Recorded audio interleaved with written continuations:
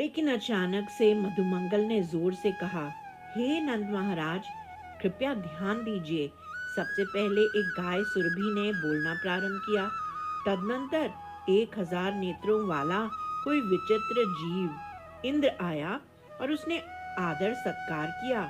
उसके कहने पर विशाल श्वेत हाथी ने स्वर्ग से जल लाकर कन्हैया पर छिड़का। तब एक 4 सिर वाले ब्रह्मा जी और दूसरे 5 सिर वाले महादेव जी पुरुष ने हमारे कन्हैया की स्तुति की और बड़े उत्सव से बहुत से दिव्य लोगों ने आपके पुत्र का अभिषेक किया।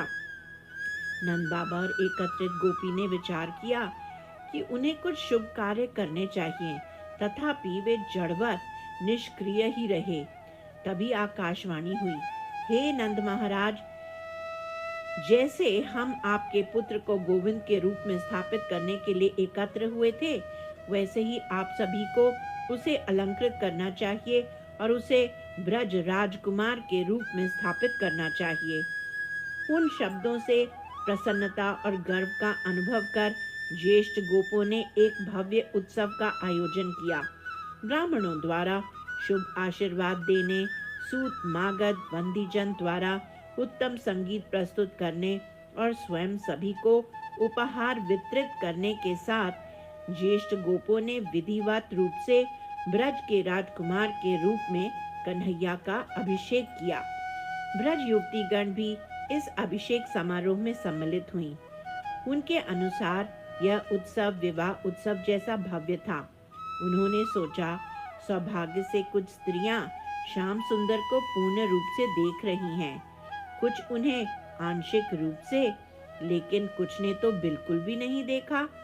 हाय, हमारा भाग्य भी ऐसे ही है, क्योंकि हम उनके बारे में अपने मन में जो कल्पना करती हैं, वह केवल दुख ही लाता है। हम कुलीन परिवारों में उत्पन्न हुई हैं और हमारे पास असाधारण सुंदरता और उत्कृष्ट गुण भी हैं, लेकिन हम में से कोई इतना भाग्यशाली है क्या जो श्याम सुंदर से विवाह कर सके? सबको सद्गुण प्रदान करने वाला मूर्ख विधाता हमें तो श्याम सुंदर का दर्शन भी नहीं करने देता है।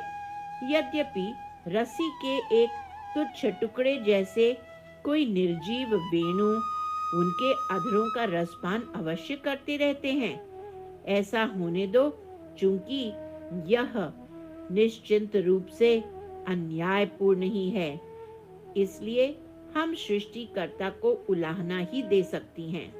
तभी श्री राधिका अपने सुंदर मुखारविंद पर घूंघट डाले हुए आईं, लेकिन वह घूंघट उनके हृदय के भीतर की गहरी लालसा को छुपा नहीं सका।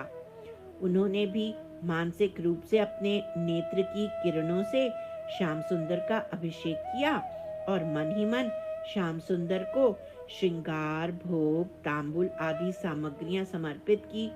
इस प्रकार सभी ब्रजवासी इस गोविंद अभिषेक से परम आनंदित हुए। जो कोई भी कार्तिक शुक्ल एकादशी को घटित हुई श्री कृष्ण के राज्य अभिषेक की इस कथा को सुनता है, उसे असंख्य अश्वमेध यज्ञ करने से भी कहीं अधिक फल प्राप्त होता है। निश्चित ही वह परम धाम को प्राप्त कर लेता है। गिरिराज धरन की जय, गिरी गोवर्धन की जय।